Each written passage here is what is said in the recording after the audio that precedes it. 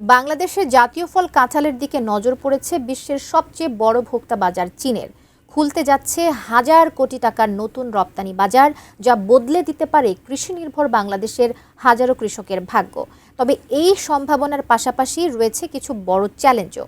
বাংলাদেশি কাঁঠাল নিয়ে চীনের এই আগ্রহের বিস্তারিত জানাচ্ছেন শিহাব ইসলাম।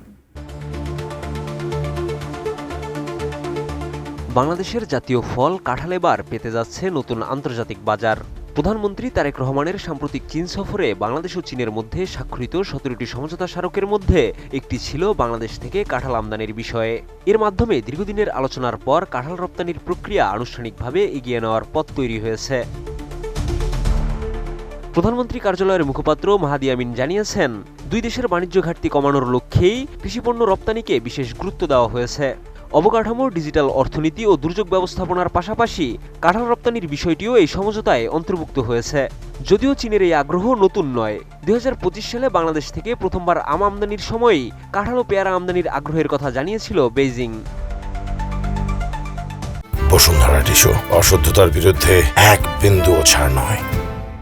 তবে বাংলাদেশ কৃষি বিশ্ববিদ্যালয়ের কৃষি অর্থনীতি ও গ্রামীণ সমাজবিজ্ঞান অনুষদের ডিন ডক্টর মোহাম্মদ আমিনুল ইসলাম বলেন, বাংলাদেশে কৃষিপণ্যের রপ্তানি এখনও খুব বেশি নয়। যেটুকু হয় তার বেশিরভাগই এথনিক মার্কেটে।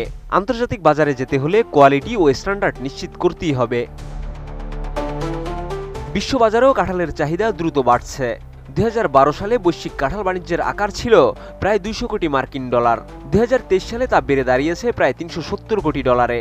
বর্তমানে ভিয়েতনাম, থাইল্যান্ড, চীন, নেদারল্যান্ডস ও ইকুয়েডর মিলিয়েই বিশ্বের প্রায় 60% কাঁঠাল রপ্তানি নিয়ন্ত্রণ করে।